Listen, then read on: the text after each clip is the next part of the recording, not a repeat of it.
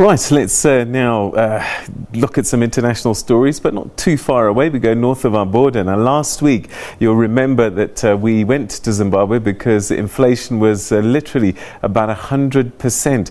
It had been rising steadily amidst an economy that's been shrinking for a number of years. And one of the issues that the country has been facing has been around its currency and shortages of physical cash. Well, as from today, the Zimbabwe dollar is back in full force because no other currency will be allowed as legal tender. That's right, US dollars, rands cannot be used to buy and sell things inside the country as from today. These are regulations that have been promulgated in the country. But what effect will this have, and how have Zimbabweans been reacting to this news? Let's cross now to Zimbabwean economist Eddie Cross, who joins me on the line. Eddie, thanks very much indeed and welcome to the program. So this is quite a significant move. Some might say bold or foolhardy, one doesn't know. So the Zim dollar is back in full force now. Yes, it would look like that. And it came as a complete bolt out of the blue. Nobody was expecting this. And I think that, frankly, for those of us who are in the game, we think it's premature. We think that a move like this shouldn't have been taken outside the context of a wide range of other measures designed to stabilize the economy and the rate of exchange at this moment in time.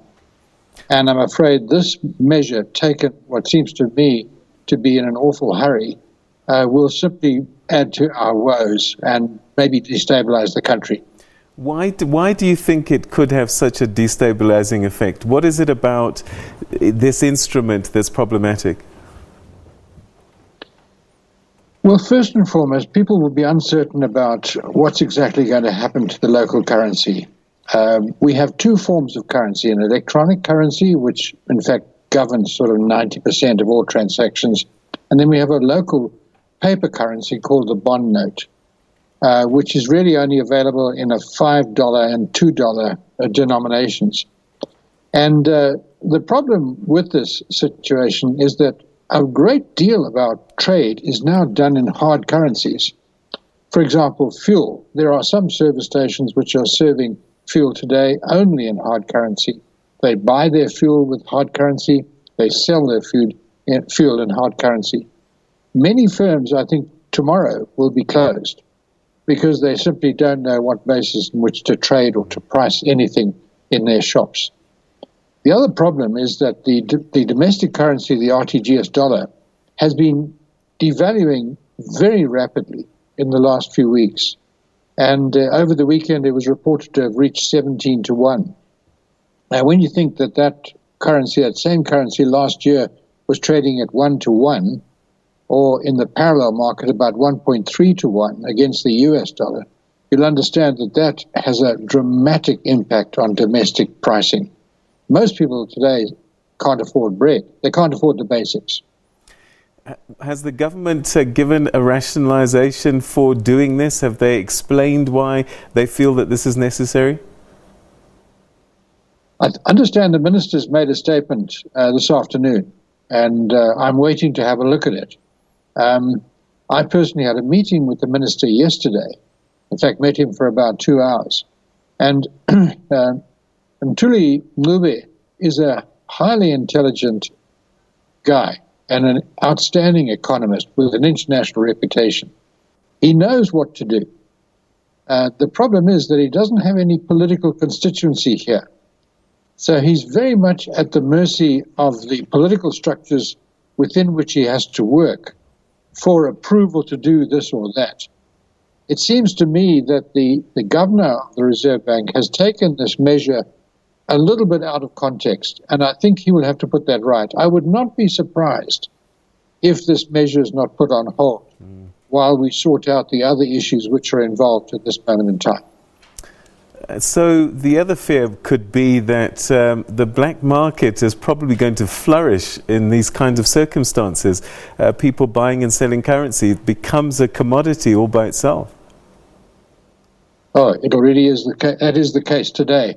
And the currency is changing value on a daily basis. Some would say hourly basis. And this has to be stopped. There's no fundamental economic reason for this, because our fundamental macroeconomic fundamentals are now sound. We have a balance of payment surplus. We have a fiscal surplus. So this is real nonsense. This is being driven by speculation, and there's no economic basis for that.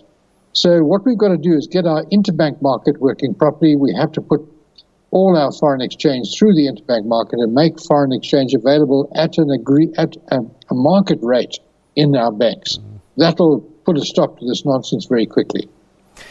In the short term, it is illegal for shops to demand foreign currency, right? With the way that this legislation is written, you can only accept legal tender, which is the bond note and the RTGS electronic money. Yeah, on paper today, that is the case. From 6 o'clock this morning through today. But the reality on the ground is that the majority of people are still using US dollars. And frankly, there's not enough paper currency in the country, our own currency, to really replace the US dollar. And I think whatever we do, the market ultimately will be supreme and will make its own decisions. And we are foolish if we think we can buck the market. So last week we spoke about inflation running at 100%. What is your outlook for the next 6 months, the second half of this year, with all of these things that seem to be just piling on top of each other?